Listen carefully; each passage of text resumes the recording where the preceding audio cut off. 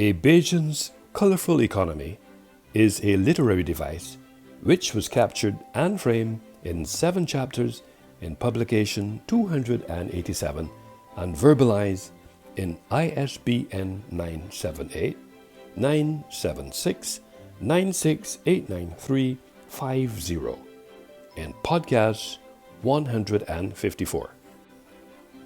Historical moments and different demands brought a variety of economic theory change, bounded to different rationalities, according to suburb.org.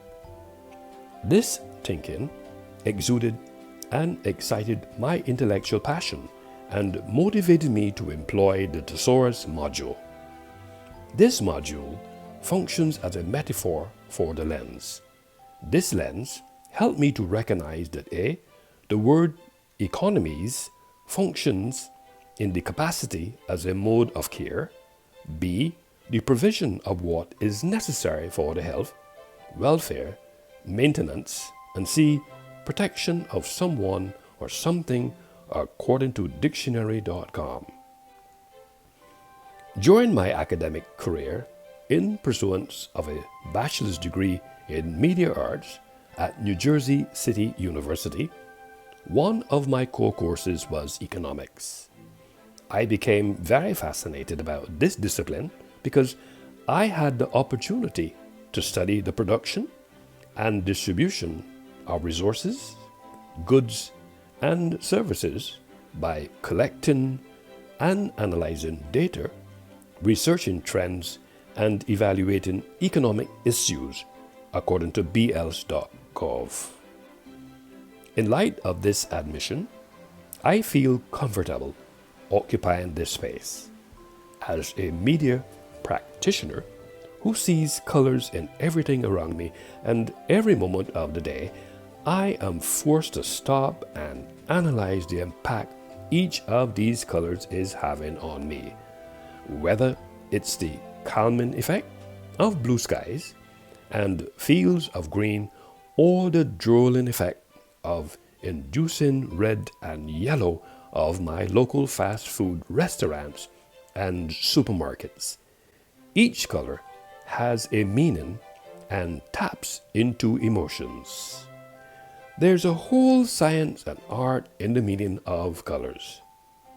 As a media arts specialist, it's essential to be conscious and be aware of these color meanings, since it helped me to choose my colors wisely as I tap into the magical power of color symbolism, a view espoused by Anna Lundberg. Another school of thought imputes that in all jurisdictions, global citizens should arm themselves by understanding what impacts the economy can have, so you can leverage these tendencies to deliver exactly what paint and coating customers crave. Paint colors that are risky and bold are muted and safe. Big moments of economic uncertainty in the American history have led to more somber color palette choices. When the economy struggles, there is a subtle shift to more neutral, soft, and comforting colors. Think of whites, creams, pastels, and warm earth tones. Take, for example, during times of war and economic depressions and downturns, the more muted neutral tones became popular as people generally yearned to create safe places of refuge and relaxation in their homes. Likewise, many homes in the late 90s saw white, beiges, grays, blacks, and neutrals painted in nearly every room. The US saw this occur as recently as 2009 during the Great Recession, according to karmaflow.com. Richard Matthews makes the telling point that color coding is one of the ways or approaches used to categorize the economy, according to greenmarketoracle.com. For example, brown, green, blue, golden, purple, white, silver, red, grey and black economies are 10 colors that can be used to describe different areas of economic focus. In some jurisdictions, colors evoke various emotions and beliefs, as well as positive and negative connotations. A color may represent happiness and warmth in one culture, but is associated with betrayal and jealousy in another, according to daytranslations.com. Color has been one of the most commonly used among many cultures for communicating information and creating emotions, according to uxplanet.org. For instance, yellow, happiness, hope, deceit; green, new beginnings, abundance, nature; blue, calm, responsible, sadness; purple, creativity, royalty, wealth, according to smashingmagazine.com. In Barbados, the national flag of Barbados, blue represents the sea and sky of Barbados, while gold represents the sand of the island's beaches. The symbol at the center of the flag represents the trident of the mythical sea god, Neptune. The shaft of the trident is broken, symbolizing Barbados' break from Britain, according to barbados.org emblems. The national symbol is a fist of a Barbadian holding two stalks of sugar canes that are crossed to resemble St. Andrew's cross. This is representative of the importance of the sugar industry as well as the island nation, celebrating its National Independence Day on St. Andrew's Day, according to google.com search. The culture of Barbados is a blend of West African and British cultures present in Barbados, according to wikipedia.org. Barbadians wear modern Western-style clothing. Colorful, inventive costumes can be seen at festivals, especially the crop-over celebration, according to everyculture.com.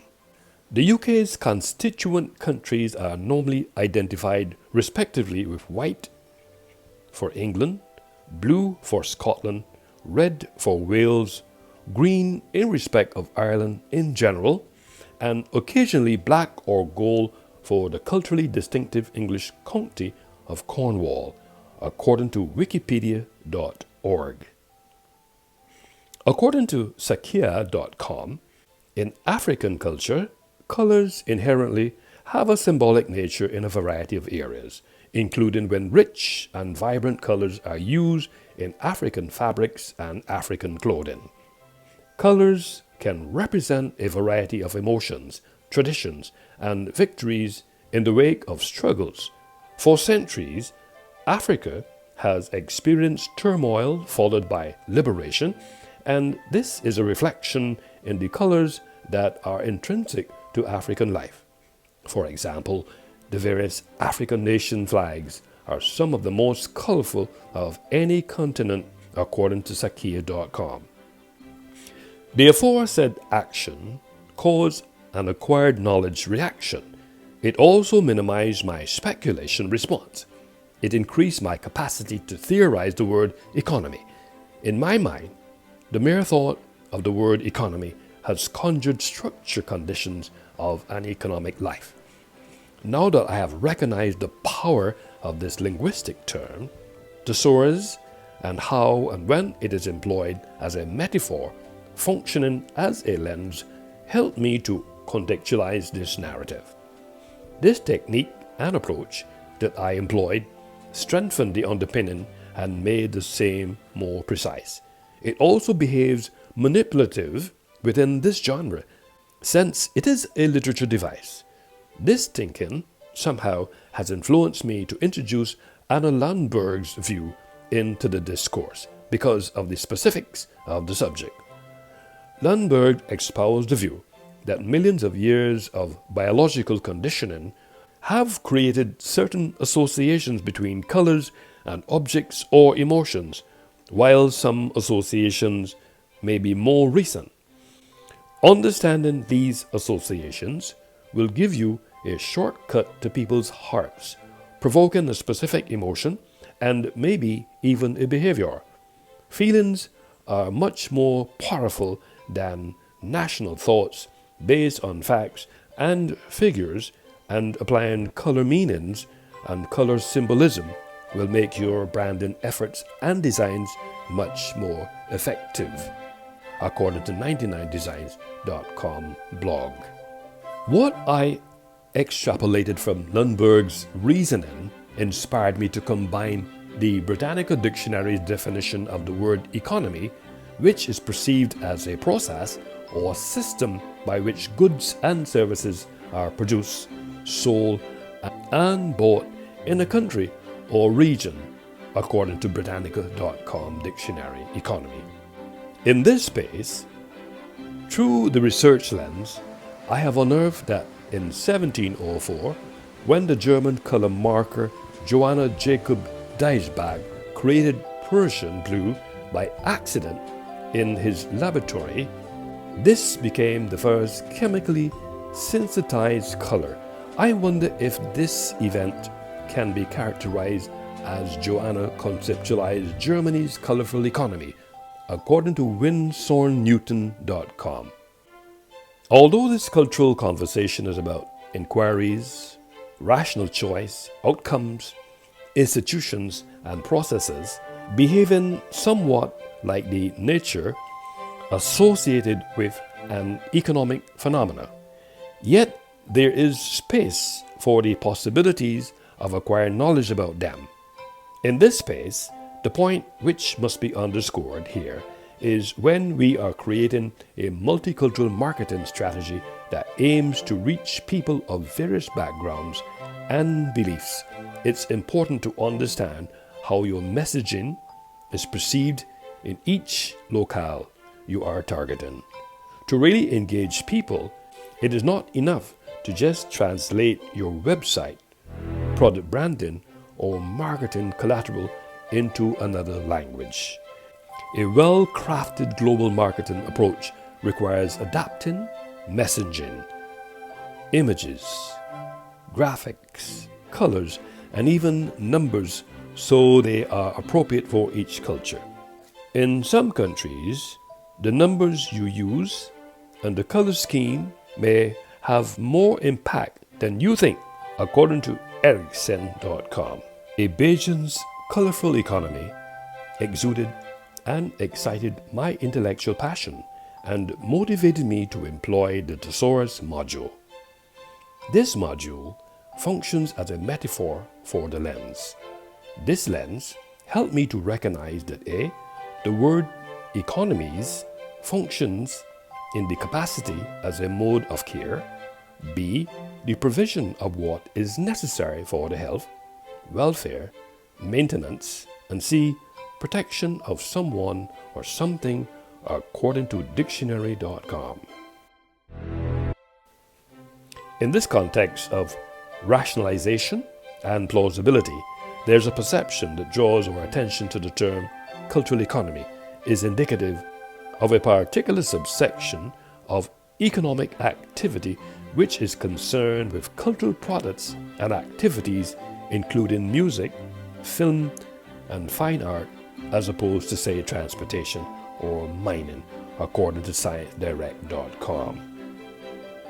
This admission provides a logical explanation that since fine art is part of this definition, according to ScienceDirect.com, as an author, cinematographer, media art specialist, licensed cultural practitioner, podcaster, and publisher, it is cogent for me to contextualize and rationalize a Bajan's colorful economy is a literary device which was captured and framed in 7 chapters in publication 287 and verbalized in ISBN 978 976 9689350.